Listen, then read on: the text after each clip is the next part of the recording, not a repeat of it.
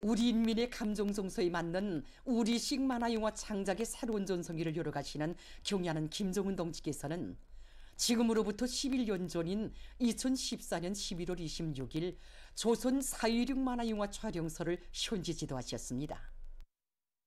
기자와 만난 조선 4.16 만화영화 촬영소 소장 허용철 동지는 경야는 총비서 동지의 세심한 지도와 크나큰 사랑과 믿음이 있었기에 2016년부터 시작된 만화영화 고주몽에 대한 창작도 올해 2월까지 완결될 수 있었다고 했습니다. 그러면서 뜻깊은 그날에 안겨주신 경야는 총비서 동지의 크나큰 사랑과 믿음을 격정 속에 전했습니다. 이제는 벌써 11년이라는 세월이 흘렀습니다.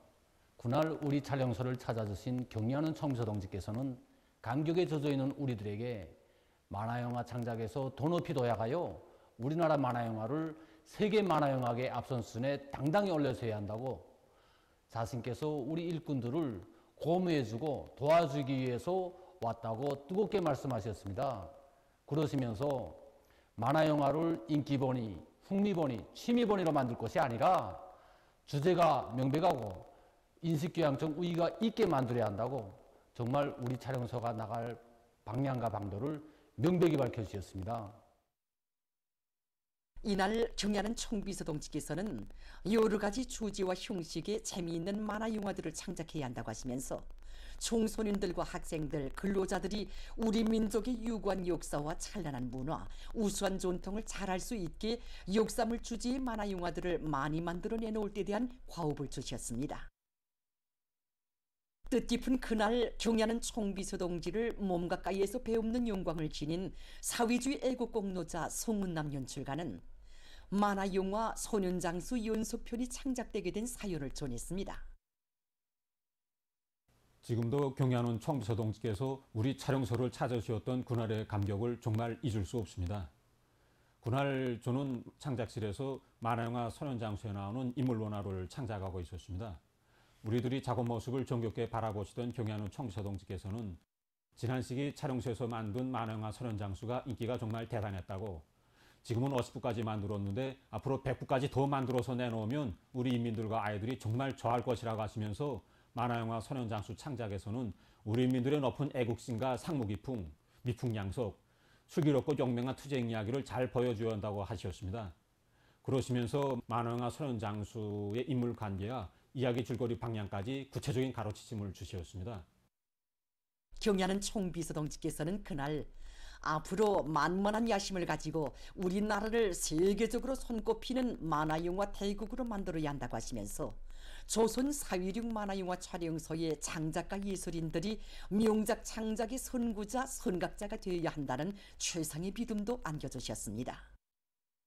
11년 전까지만 해도 우리는 만화영화라고 하면 어린이들의 지덕체 교양을 위한 영화라고만 생각하는 그런 고정격시가 된 틀에 포로되어 있었습니다.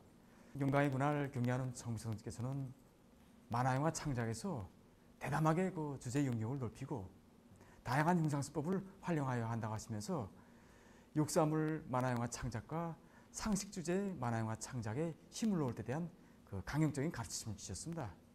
그날의 말씀을 높이 받들고 우리 촬영소에서는 지난 12여 년간 우리 민족의 자랑스러운 역사와 민족 전통을 보여주는 만화영화 소년장수, 고주몽, 영리한 노구리와 같은 160여 편의 만화영화들을 창작하였습니다.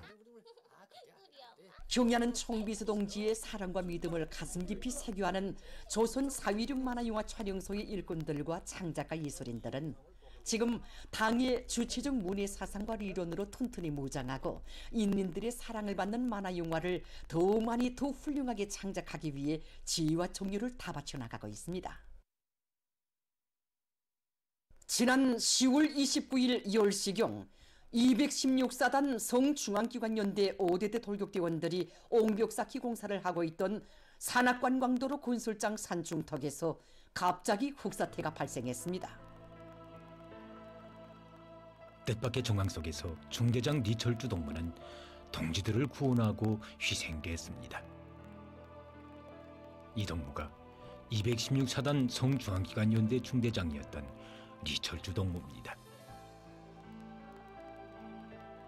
희생적인 세월을 현장에서 직접 그의 희생을 목격한 덜격대원들은 흑사태를 발견한 중대장 동지가 여러 명의 대원들을 밀쳐버리고 미처 피하지 못한 현명일 동무에게 달려갔다고 얼마든지 살 수 있었지만 위험에 처한 혁명 동지를 외면하지 않았다고 이야기했습니다.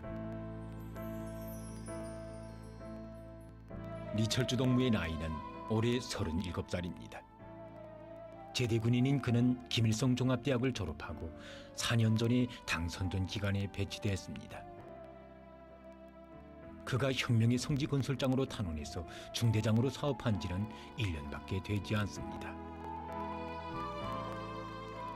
이 사진은 1년 전 리철주 동무가 혁명의 성지로 떠나면서 찍은 마지막 가족 사진입니다. 그의 아내 로향순 동무는 금성정치대학에서 교원으로 사업하고 있습니다. 혁명의 성지로 떠나며 리철주 동무는 삼지연씨를 보다 훌륭히 꾸린 다음 온 가족이 백두산에 올라 사진을 찍자고 약속했습니다. 그때 로향순 동무는 김일성 종합대학 졸업생답게 당선된 기간 일꾼답게 모든 면에서 앞장서라고 당부했다고 합니다. 이 말은 그가 남편을 보며 한 마지막 말이었습니다. 백두산지구 혁명전적지 답단은 리철주 동무가 중대장으로 임명돼서 조직한 첫 사업입니다.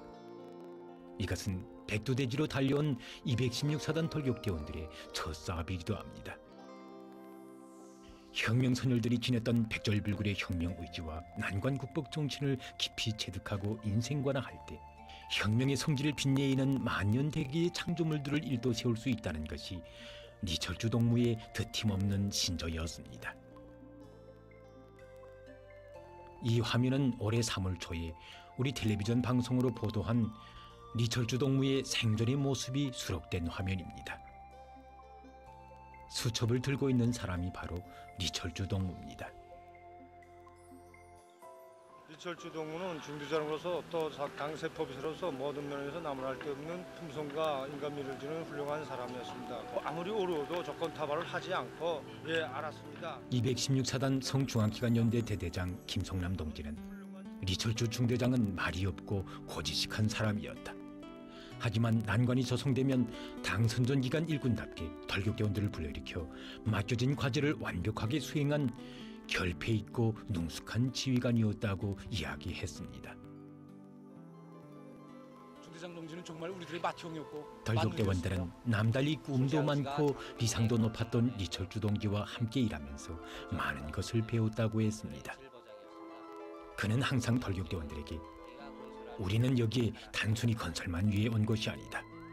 백두의 맑은 물과 공기를 마시며 삼지연지구를 변모시키는 과정이 곧 우리들의 사상 단련 과정, 혁명적 수양 과정이 되게 해야 한다고 말했다고 합니다. 이 글은 그가 당선전 기간에서 사업하던 나날에 쓴 수필 선택입니다. 선택. 그것은 남을 위해, 집단을 위해 아쉬움 없이 후회 없이 자신을 바치는 것이어야 한다. 선택. 그것은 조국과 인민 앞에 지닌 자각이고 본분이며 깨끗한 양심이어야 한다. 선택. 그것은 걸리기 전에 의무이어야 한다.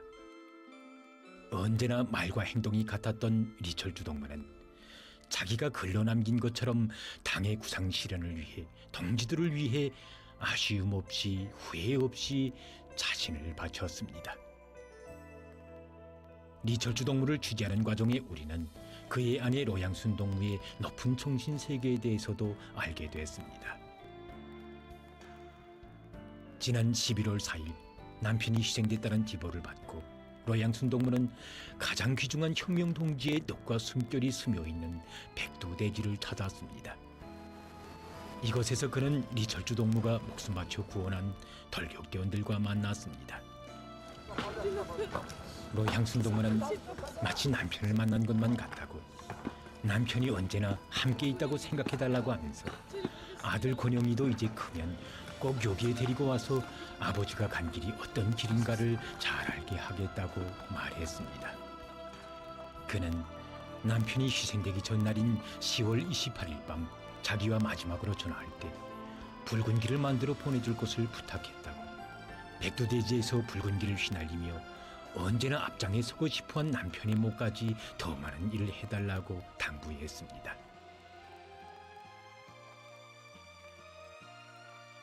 로양순 동무는 남편이 수첩에 적어놓은 노래 나는 영원히 그대의 아들을 불러보며 언제나 저국의 아들로 살고 싶어한 그 마음을 더 잘 알게 됐다고 했습니다.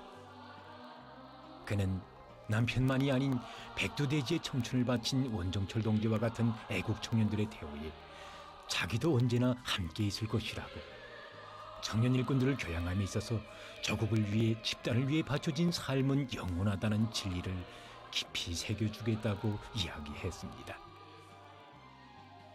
리철주 동무와 고락을 같이 연 덜격대원들은 37살에 희생된 중대장의 최후에서 어떤 삶이 참된 삶이고 본복인가를 잘 알게 됐는데, 가정의 슬픔보다 당과 혁명의利益을 먼저 생각하는 금성정치대학 교원 로양순 동무의 높은 정신세계에서 또다시 커다란 감명을 받았다고 했습니다.